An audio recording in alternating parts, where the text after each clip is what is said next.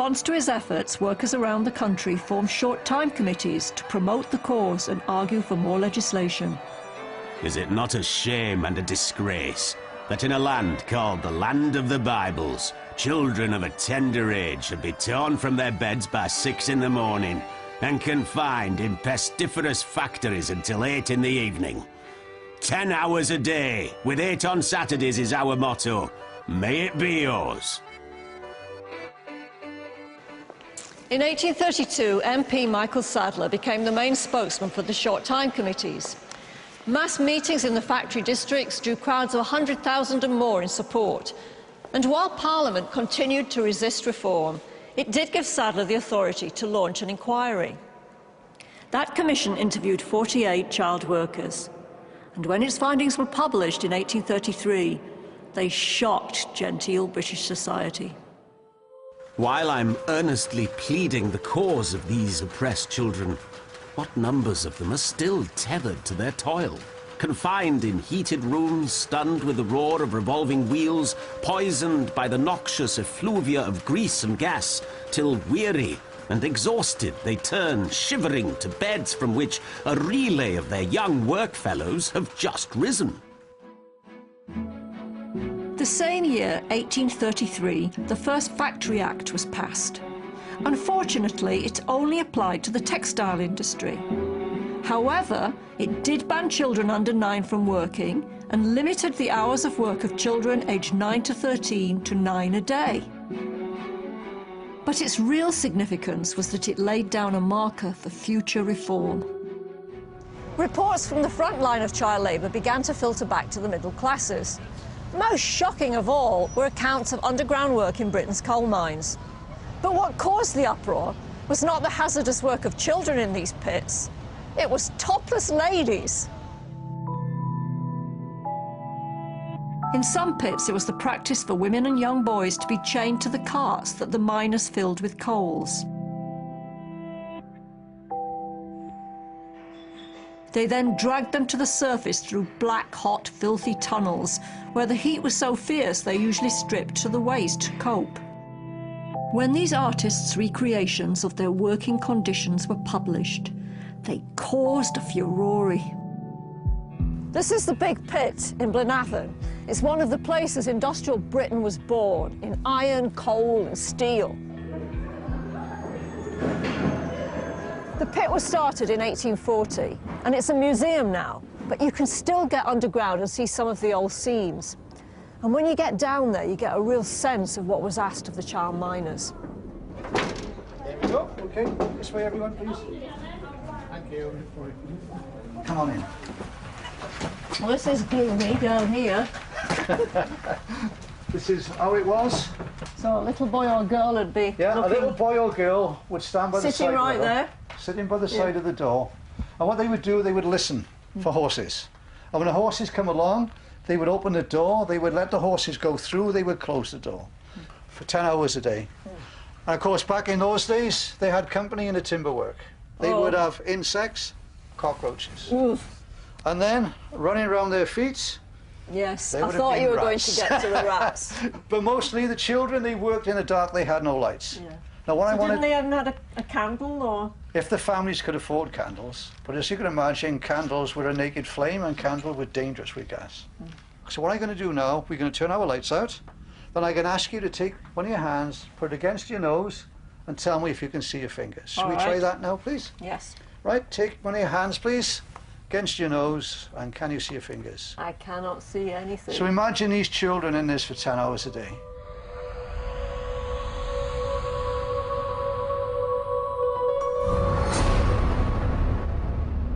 I'm a trapper in the Garver pit. It does not tire me, but I have to trap without a light, and I'm scared. I go in at 4 and sometimes 3:30 in the morning and come out at 5:30. I never go to sleep. Sometimes I sing when I've light, but not in the dark. I don't like being in the pit. So after the scandal of the climbing boys, the sacrifice of the child soldiers, and the shame of the pit and factory girls, Parliament finally began to face up to the situation.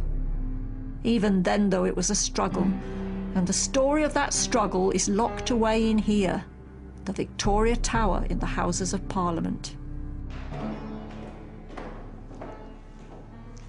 It's not so hard to understand why there were so many twists and turns in Parliament's relationship with child labour. After all, it was a Parliament that was not only sympathetic to the interests of manufacturers and mine owners, it was largely made up of manufacturers and mine owners. But it's still staggering that reform took so long.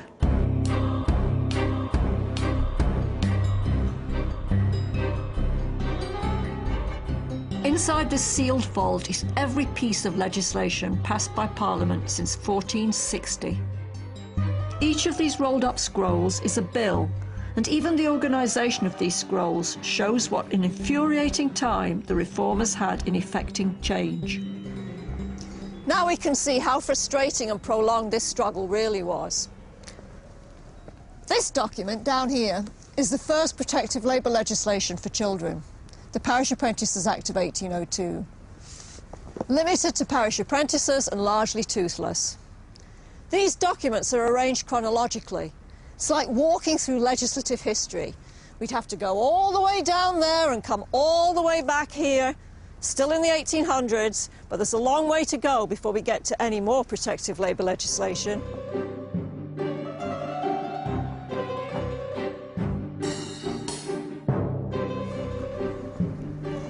Okay, 1810, 1815...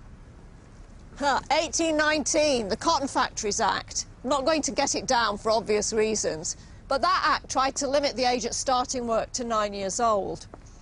1820s, more 1820s, into the 1830s, to here, 1833, the first piece of protective labour legislation that's really effective, limiting the length of the working day. But we actually have to go next door for the material that really bites.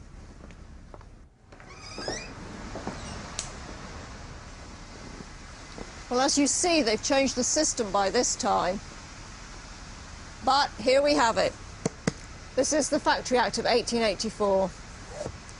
It limited the length of the working day for children under 13 to 6.5 hours. 41 years of argument, debate, struggle and investigation for 3.5 hours of children's working time.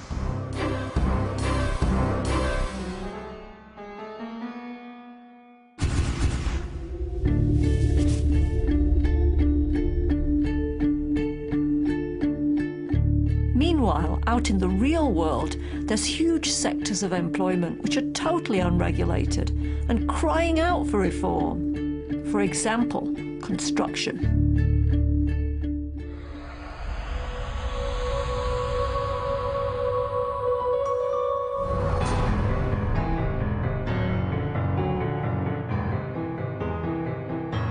I worked at a brick and tile works that was 3 miles from our home.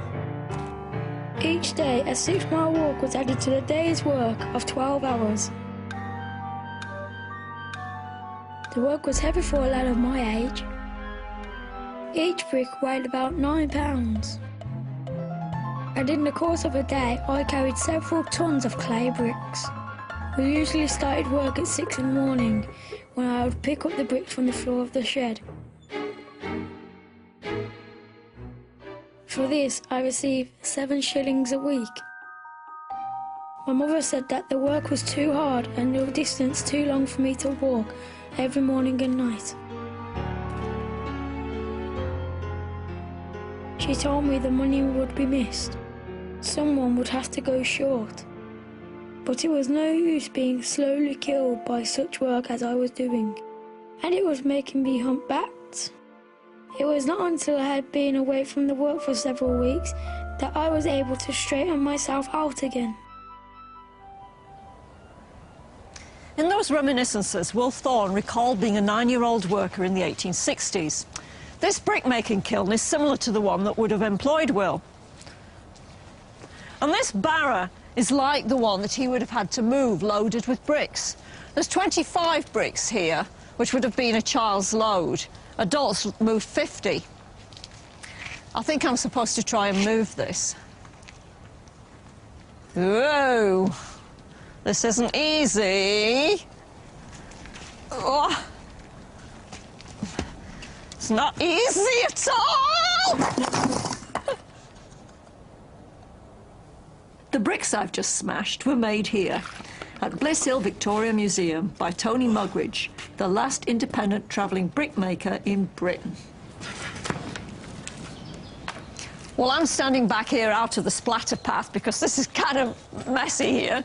But Tony, we're interested in how they managed to get round the child labour legislation in the brick fields then and maintain children's employment. There's a very clever thing.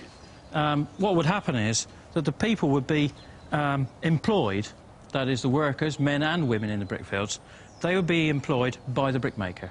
But if the brickmaker employed children, he'd be breaking the law. So what he did was he employed the people to employ their own children. And by doing it that way, they got around it all. And what kind of jobs did the kids do then? What they would do is the children would be preparing the clay down in the soak pit over there, and then they would pick the clay up and carry it to the workbenches. The clay is very heavy, you know, a lump like this. It's I believe you. I believe you. Yeah. But we are probably talking, you know, somewhere in the region of 12 to 14 pounds weight there in clay. By the time they're 8, 9 and 10, they're able to move the brick barrows easily, and then by the time they're sort of 11 and 12, they're making bricks. Will is a great example of how the child workers were far bolshier than we give them credit for. He first went on strike at the ripe old age of 6. Not surprisingly, he grew up to be a union leader and then later a Member of Parliament. He enjoyed a distinguished career until he retired in 1946, aged 84. The industrial generation powered Britain's journey towards wealth and influence, and then set about improving the lot of those youngsters who followed on behind. As that generation grew up, they began to organise into trade unions and to campaign for changes in employment law.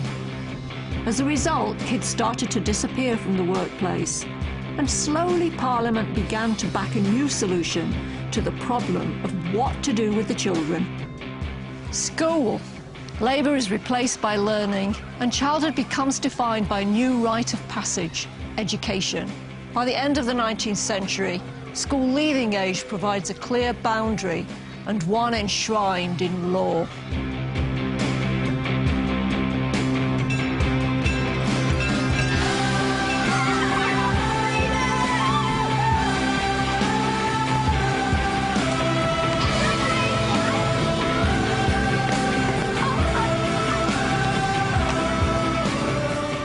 Instead of being seen as fuel for the future, children became the future. In effect, that old romantic notion finally came of age. Childhood is important. It needs protecting. Children are special. And the children who survived the first industrial revolution were even more so. We've always given these children our pity, but it's our respect they deserve. They were heroes, whether there's a statue to them or not.